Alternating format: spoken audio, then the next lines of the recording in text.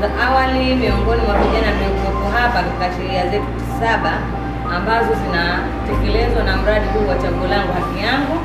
Japokuwa leo tumekuja kukutana hapa kwa njia nyingine kuhusiana na masuala ya kujua afya za uzazi, mila potofu katika jamii zetu, kwa hiyo na masuala mazima ya udhalilishaji wa kijinsia.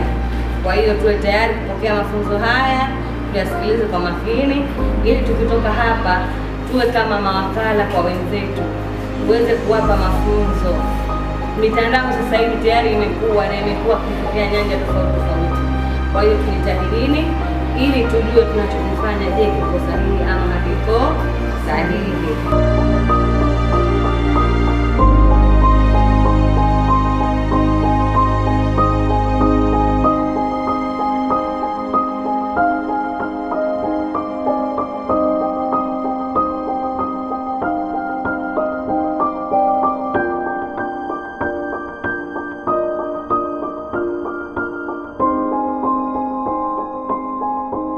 Tunakutana hapa kuangalia uelewa wa vijana katika masuala ya afya ya uzazi, masuala ya mila na desturi hasi, lakini masuala ya ukatili wa kijinsia, ili akusaidie kutengeneza mwongozo unaoweza kutoa elimu mahususi kwa kundi hili hasi.